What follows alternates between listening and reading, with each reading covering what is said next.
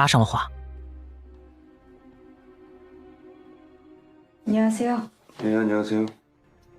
몇 번 뵀죠?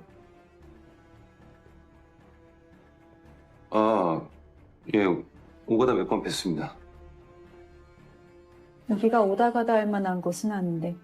斗直虽然略显尴尬，但美贤还是大方的跟他握手。不料男人有些腼腆，也没有更好的聊天话题。幸好男人灵机一动问美贤借零钱，这下搭讪终于成功。虽然并不知道是谁搭的谁。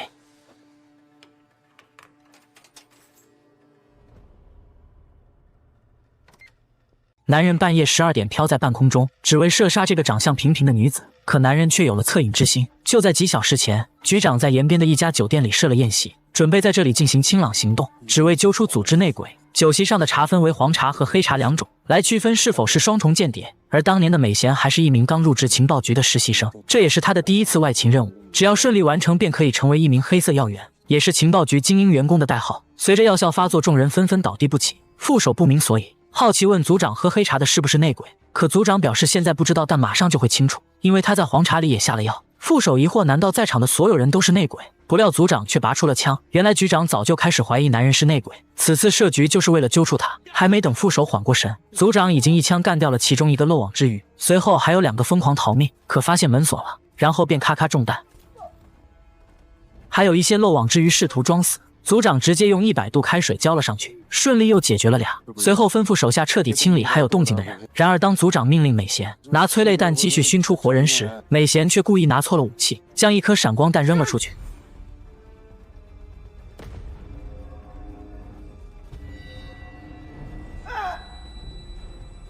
随着剧烈的音爆声响起，组长被炸得一脸懵逼，趁大家没有缓过神，美贤果断打中门锁，让剩余活着的人逃了出去。此刻组长开始痛斥一个代号为秃鹰的手下，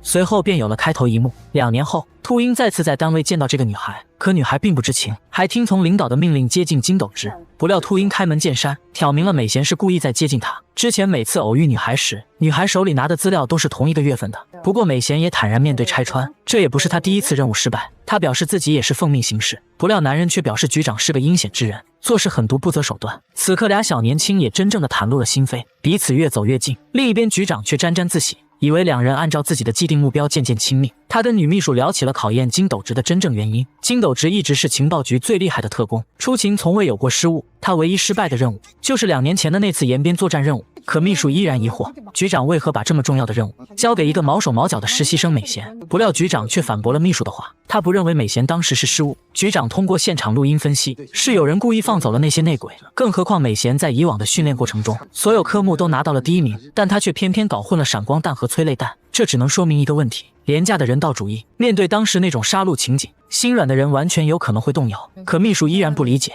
美贤甘愿冒着被处罚甚至可能被当作间谍的危险，也要救下那些人。局长说这世上就有这样的傻瓜，还有一个金斗直也是同一类人。秘书立马缓过神来，那么这样就说明延边那次任务，金斗直和李美贤有可能已经接触过彼此。然而万万没想到的是，局长却在密谋一个更大的阴谋。不久后，金斗直和李美贤就将惹来杀身之祸。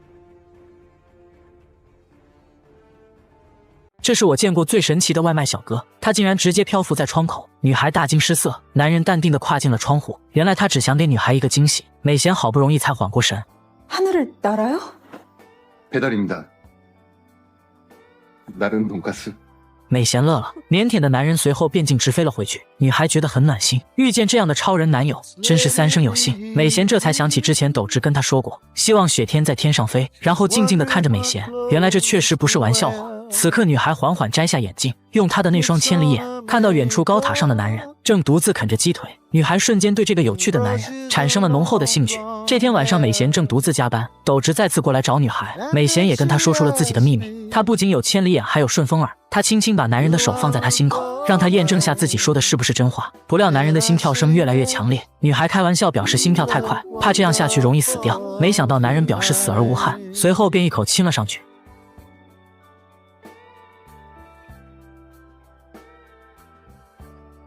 男人尴尬的再次飘了起来，原来他的漂浮能力会随着心情而被激发出来。女孩再次笑了，2个超能侠终于喜结良缘。可没想到的是，局长突然终止了美贤的亲近任务。美贤不明所以，本想问为什么，却被局长赶了出来。恰好秘书过来找局长，两人之间的谈话却刚好被美贤听到，转头美贤去询问局长，究竟让斗直去执行什么任务，不料却被局长一顿数落。情报工作者的首要准则就是不要问为什么，执行命令就行。局长还以美贤的父亲威胁他，让他无条件服从自己的命令。随后的日子里，斗直前往北边执行秘密暗杀任务，可他竟然销失匿迹。局长害怕暗杀的事情暴露，丢了饭碗，便动用所有力量去抓捕斗直，可始终找不到他。直到这一天晚上，男人出现在了美贤的窗口，美贤责怪他为什么出现在这里，现在整个部门的人都在抓他。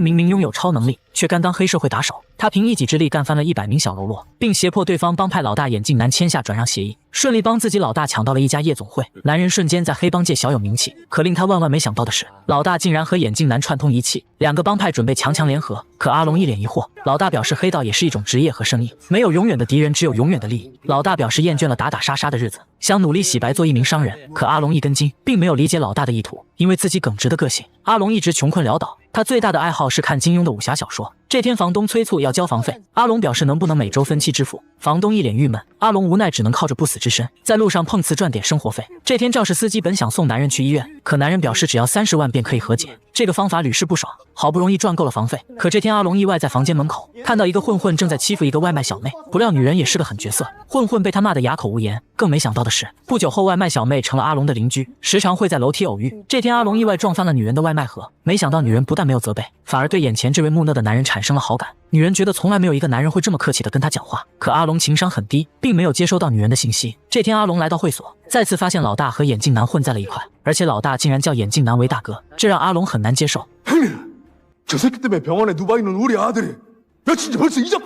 不料老大觉得用钱赔偿他们就行，只要跟着眼镜男大哥，吃香的喝辣的一切都不用愁。面对咄咄逼人的阿龙，老大终于撂下了狠话，还嘲笑他就是怪物。阿龙彻底对老大失望，无奈再次走上碰瓷的老路。不料这次肇事司机撞倒人后立马逃逸，阿龙拼命追赶，恰好外卖小妹骑着小毛驴过来，他愿意跟阿龙一起追逃逸司机，只是届时赔偿金得两人平分，可阿龙还是选择了拒绝。这天晚上，好友卷毛约他一起喝酒，美其名曰是想帮他跟老大缓和关系，不料竟是卷毛的鸿门宴。随后阿龙被迷晕，等他醒来时，已经发现跟老大一起绑在了车里，原来都是眼镜男的阴谋。小喽啰们把车径直推入海里，幸好男人拥有超能力，不仅有不死之身，还力大无穷。他努力挣脱了绳索和手铐，逃出了汽车，迷迷糊糊间还遇见了一条小鱼。等男人上岸后，立马杀回了帮派，直接干掉了眼镜男，并杀光了所有小喽啰，但还是留了昔日好友卷毛一命，只是将他的嘴巴撕裂。正是这个妇人之仁，让阿龙遭到了更加猛烈的追杀。35岁穷大叔半夜12点叫女孩来家里吃夜宵，但大叔却是个正人君子，竟让女孩吃完夜宵就赶紧走。可女孩觉得咖啡还没喝完，不料大叔一口气喝完了滚烫的咖啡。一连好几天，大叔都只是喝完外卖小妹的咖啡，便匆匆赶走了他们。这天晚上又来了一位小妹，前台让女孩登记信息，女孩看了一眼登记簿，虽然好奇但也没有多想，便径直走进了408房间。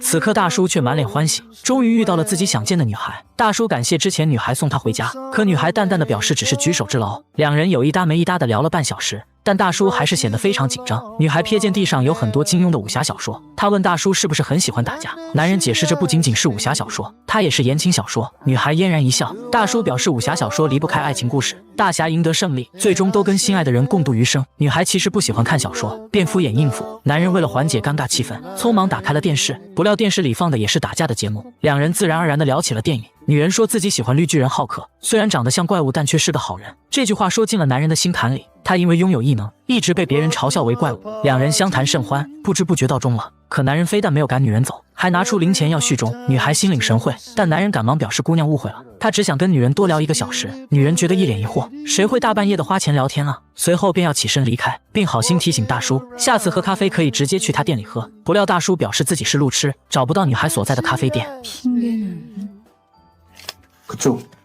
보고 싶어서 부른 거예요. 女人心头一怔，扭头便离开了房间，转头便跟同事吐槽，说自己遇到了一个爱扮浪漫主义的男人。同事得知两人聊了2小时的武侠小说和拳击，立刻笑得合不拢嘴。不料同事告诉女人，这片的咖啡厅小姐基本都去过408房间，但是最终都被赶了回来。女人听完很惊讶，也对这个大叔产生